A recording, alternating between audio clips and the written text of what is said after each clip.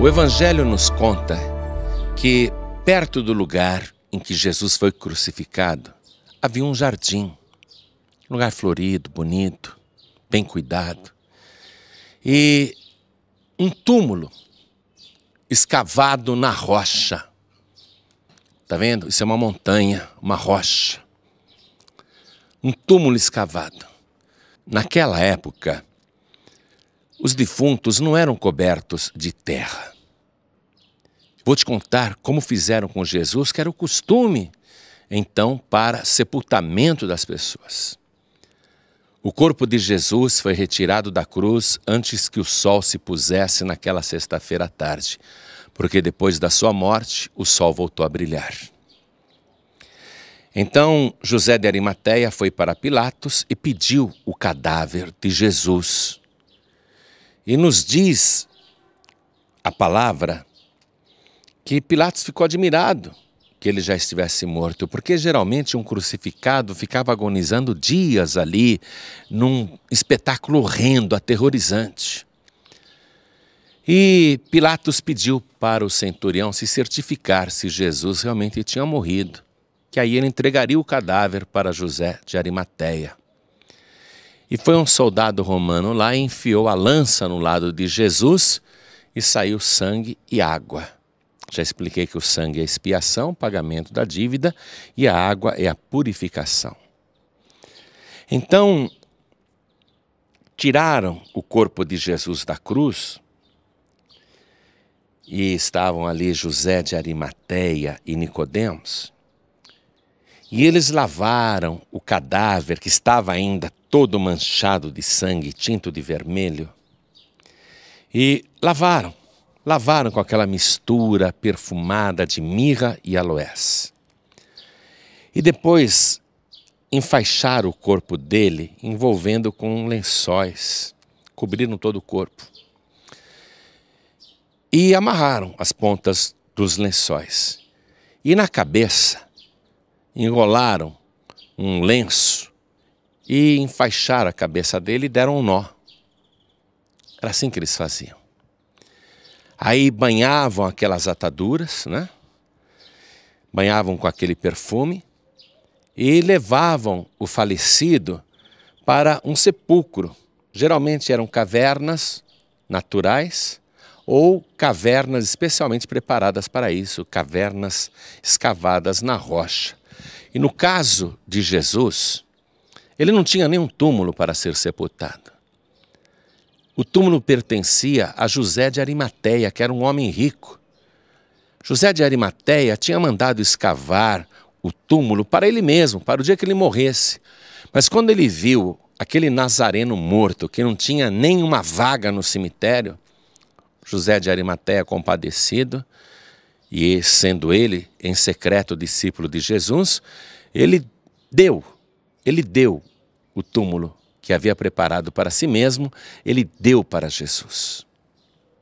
Então, Jesus, com o corpo todo enfaixado por lençóis e o rosto todo enrolado por lenços, teve o seu corpo trazido para este lugar, o sepulcro, perto do lugar da crucificação, onde havia um jardim. Eu creio que era este o local. Veja o que fizeram. Não havia lá dentro uma cama, uma lápide, porque no chão era esculpido uma espécie de leito, onde o cadáver era depositado. Então eu quero que agora você entre comigo no túmulo de Jesus. Venha.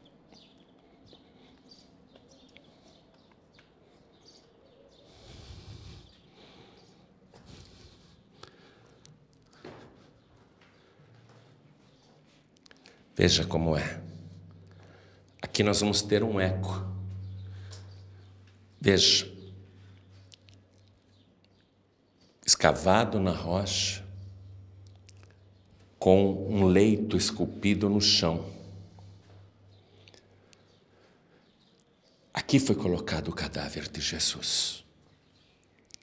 E tudo isso foi feito numa grande correria. E logo em seguida, José de Arimateia e Nicodemos se retiraram, porque a sexta-feira estava acabando e ia começar o sábado. E eles rolaram aqui na entrada do sepulcro uma pedra redonda, uma pedra enorme. Veja, essa pedra, ela corria no chão por canaletas. E como a sexta-feira estava acabando e para o judeu o sábado começa com o pôr do sol, José de Arimateia e Nicodemos, sendo judeus, se retiraram daqui. E os inimigos de Jesus foram até Pilatos e disseram: Senhor, a gente se lembra que aquele enganador, enquanto estava vivo, disse que iria ressuscitar no terceiro dia. Coloque guardas protegendo o sepulcro, para que não aconteça que os seus discípulos se dirijam ao cemitério à noite, roubem o cadáver e saiam dizendo para o povo que ele ressuscitou.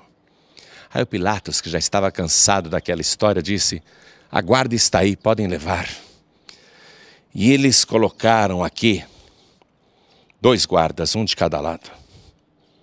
Foi a missão mais idiota dada aos valorosos legionários romanos.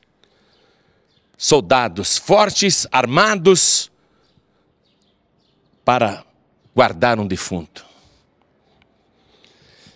E eu diria também que foi a missão mais inútil, a prevenção mais desnecessária já feita por um exército. Mas os inimigos de Jesus ainda fizeram o seguinte: não basta só os soldados aqui, vamos lacrar esta pedra. E eles então violaram o Shabá, o descanso, e colocaram uma grande quantidade de argila, de argamassa, para chumbar aquela pedra redonda na entrada, para que ninguém retirasse a pedra. E os soldados romanos ficaram ali. Naquela sexta-feira, aí trocavam os turnos, vinham outros soldados. Ou seja, fizeram um plantão ininterrupto, dia e noite, para impedir, primeiro, que alguém viesse pegar o defunto e roubar o cadáver, e para impedir também que o defunto saísse dali. Então, no sábado, os guardas romanos se revezaram aqui, em plantão, em vigília, guardando o sepulcro. Só precisavam guardar 3 dias. Porque se passassem os 3 dias sem que ele ressuscitasse, então tudo bem, não precisaria mais haver guarda nenhuma. Então eles ficaram aqui o sábado inteiro, o sábado a noite inteira, aí começou o domingo. Na verdade, o primeiro dia da semana, porque naquela época não se chamava domingo. E no primeiro dia da semana, os guardas estavam aqui de plantão, era ainda escuro, tudo escuro, e de repente uma luz surgiu no meio da escuridão e foi aumentando, aumentando. E foi se aproximando. E um guarda comentou com o outro: o que é isso? E eles já ficaram tremendo, achando que podia ser uma estrela cadente. Mas não era uma estrela cadente. Era um anjo de Deus que estava descendo do céu.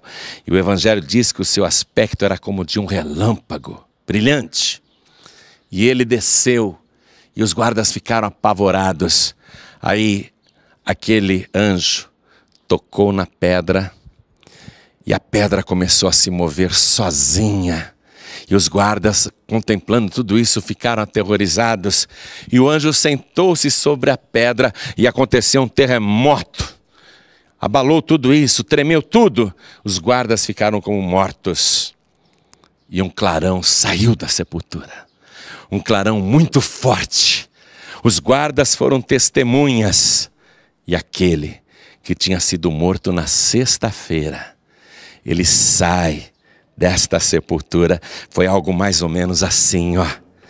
Mais ou menos assim, ó. Olha, aquele domingo ainda de manhã, ainda escuro, aquele que estava morto saiu.